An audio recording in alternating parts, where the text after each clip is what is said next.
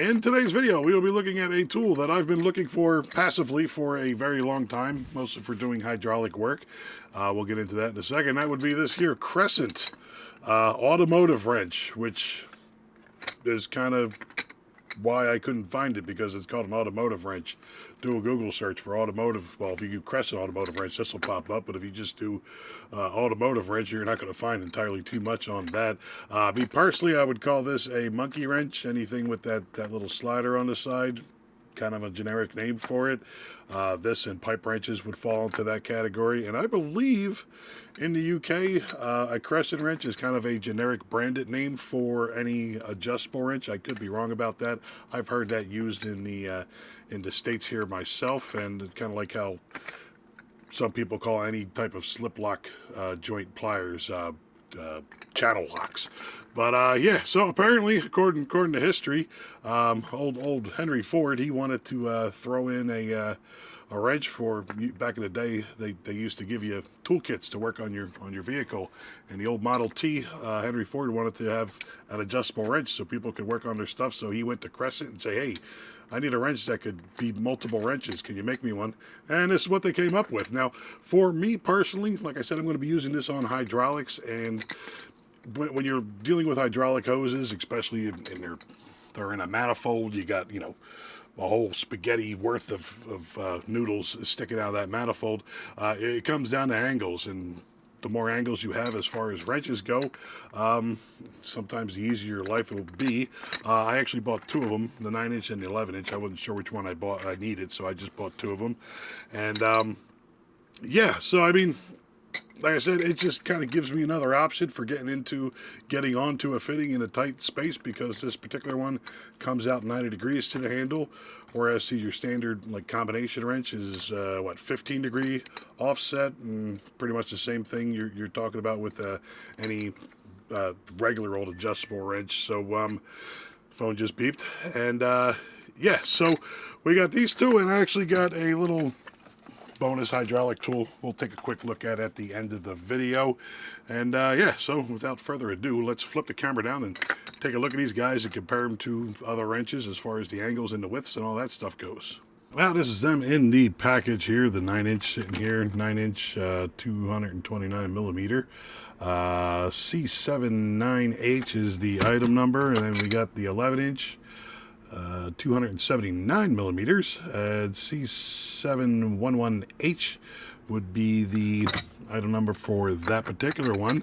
Not much going on in the package. For those of you who don't know, Crescent used to be another American tool brand, got bought up by Apex at some point in time. Apex pretty much is just another one of those tool conglomerates that sells old brand names. Gear Wrench, they make Husky tools, Job Box, the list goes on and on. But yeah, so I mean, that's where they ended up today. And these particular ones are both made in China, because that's American name, Chinese made. That's what we do nowadays. And yeah, let's get these out of the package and have a quick gander at them. All right, this is them out of the package. Again, with the standard adjustable wrench style worm drive or worm screw. This particular one, you got 4 points of contact for the screw, which is nice. Sometimes they'll cheap out and make it like 3, usually with the cheaper wrenches. Same thing goes for the 11-inch. We're looking at material-wise, chrome, vanadium. I didn't say chrome vanadium. I don't know why my brain always wants to say that when we do it, but it's got a nice satin finish on the end of it, nice and small, so you can put a cheater on it if you wanted to. The 9-inch, let's go all the way down to the end, opens up to as far as, that would be every bit of, we'll call that 2 3/4, right? Yeah, 2 3/4. The 11-inch, fully open, goes up to 3 1/4, give or take. Now again, I said I bought these for hydraulics just to get another angle that I could bite into as far as taking hydraulic fittings loose in a tight area. And like I said, this one gives you basically a 90 degree offset. Your standard combo wrench with the box end on it. This would be a Craftsman 15/16. 15 degree is your standard offset, and then I have a set of low profile angle wrenches. Again, you repeat the 15 degree offset on the wrench there, and then you get yourself a nice little 60 degree kick out on it. At one point in time, back in the day, I think it was Mac or Matco made a angle wrench set where you actually didn't, you got the 60 and you got like a 30 on here, and then you combine that with the 15, so you had 3 different angles to go with, and everyone else was just doing the 15 and the 16. And now I'm pretty sure Snap-on actually does that now with the different angle on the angle wrench, which is nice. But yeah, so Snap-on copied that off of either Mac or Matco. And then of course you got, for any hydraulic work, you got just a standard old adjustable wrench. Again, we're repeating that 15 degree offset from the wrench handle, and bringing up the rear, which is just about any offset that you would need, would be just a regular old crow's foot to get on those hydraulic fittings. The problem with the crow's foot is, again, you're coming off to the side, so you're introducing a twisting motion when you're getting on it. The wide head on it, sometimes these are the only option, but not the best option. And that's what I'm kind of hoping to achieve with these. Let's move these back and out of the way. And I'm kind of wondering, as far as the width and the actual clearance as far as the head goes compared to just like a standard old wrench. So let's bring out the old Craftsman, and we'll adjust this guy down to roughly the same size. And as you can see, it's a little bit fatter as far as the width goes, but then the difference kind of gets a little less as you're kind of getting out to this end. Not too bad. Now, as far as the width of the actual jaw goes, compared to the Craftsman, the Crescent, I'm saying that's about the same. Close enough, I got to go with. These are low profile wrenches, so they're thinner. These are really good for doing jam nuts and bulkhead fittings, where you got to kind of lock down a little bit of a collar, or boss fittings, I should say. Yeah, bulkhead fittings too. But yeah, I mean, these are definitely going to be a little bit narrower because that's what they're made to be. I would say by the better part of an 1/8 of an inch, we're talking there. And the head width is pretty much the same as the Craftsman. Head width would be a little bit more narrow on the actual combination wrench. Now, as far as the standard old adjustable wrench here, I think we're looking at the same story, same width.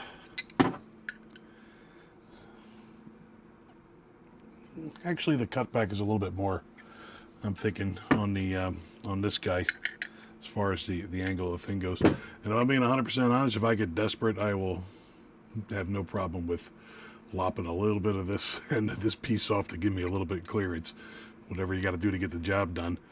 And yeah, same thing with the crow's foot. Crow's foot's a lot more thinner in the end. It's a Snap-on one. Some of the cheaper ones, because they're using cheaper steel, they gotta bulk up this little curve here to keep them from bending. So the Snap-on ones aren't necessarily the best comparison, but it's the one I got sitting in front of me.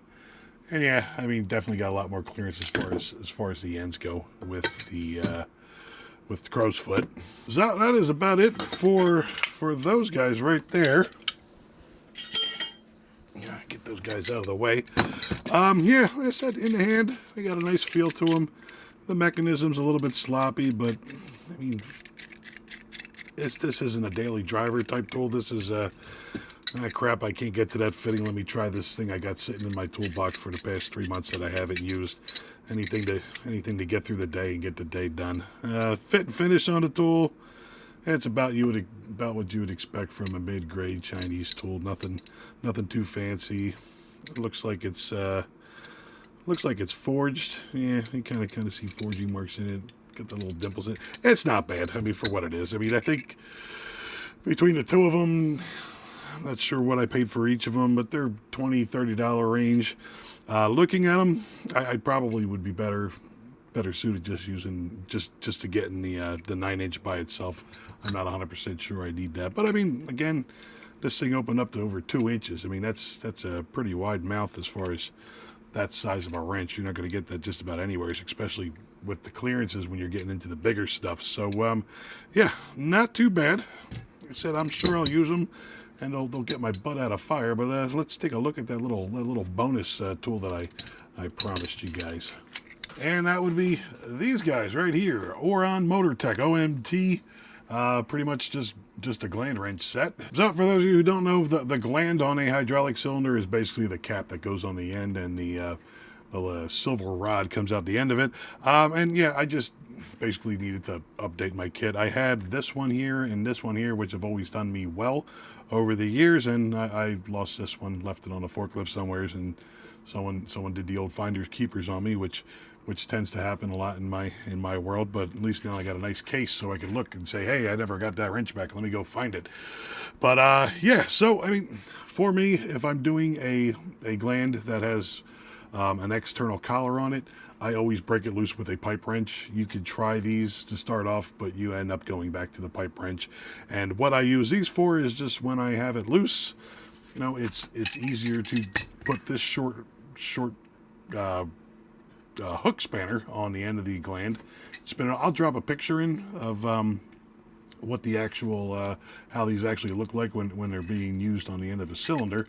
But yeah, it's just easier to put this little hook spanner on the end of it and just kind of spin that gland off, as compared to, you know, a 24-inch pipe wrench going back and forth on the things. But yeah, like I said, for me, if it's this type of cylinder, I'm going to be using a pipe wrench to break it loose, so I don't need it to be, you know, that strong.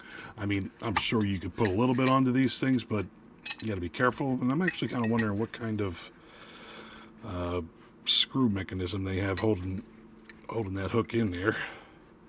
And I did forget to mention, this is the hook style, where it would just hook around, and then you have the external pin style, which just uses a pin to go into the side of the thing. And each wrench has the diameter range that you could use on them. Like this particular one is 2 to 4 3/4, goes all the way up to 4.5 to 7 or 6 and 7/10. That's a neat measurement. And as low as 3/4 to 2 inch. My day-to-day, this will be the absolute biggest. I'll probably end up using this one more than any of them. But back to what we were talking about, as far as the connection point goes, and if you want to switch, of course, you just pull the thing out. But it's not just a screw. That's nice. Nice ring. It's actually got itself a little insert there with a collar. And yeah, that gives you some pretty thick material to have to break. The one downside is that if you break it, I'm not 100% sure where you're going to get another one of these, but I mean, the answer to that would be just don't break it, I guess. But yeah, like I said, these were economically friendly. I don't want to say cheap, but again, it's like one of those things I could spend 10 minutes spinning that gland off with a big 24-inch pipe wrench, or I could just kind of take this little guy, spin it around, and make my life a whole lot easier. Start looking at them kind of out of the old holder there. Let me tighten that down so I don't forget to do it later. They give you 2 different size hex keys or Allen keys. I'm assuming the smaller ones use a smaller hex key, I'm guessing. Do they? Yeah, they do. All right, so the bigger ones use the bigger key, the smaller ones use the smaller key. And yeah, out of the package, chrome vanadium. Here's the listing number down there. Yeah, not too bad. It's about what you'd expect. Just kind of generic materials, generic everything on the thing. And yeah, not too bad. It'll make my life a little bit easier, and that's why I bought them. Well, there we go. That is Crescent Automotive wrenches, monkey wrenches, adjustable wrenches, whatever you want to call them. I got them now, and this is one of those things, you know, in case of emergency break glass, and not just for hydraulic fittings. I'm sure I'll find other uses for them. You know, when my butt's in a bind and I say, hey, I remember I got that tool sitting in my box that might that might actually help this situation. And you know, you plumbing guys and you guys doing gas type hookups, yeah, these might actually come in handy for you as well. Again, with the angles, 90 degrees, you're up against a wall, you need to get a wrench on it, it might come in handy for that. I don't know, but yeah.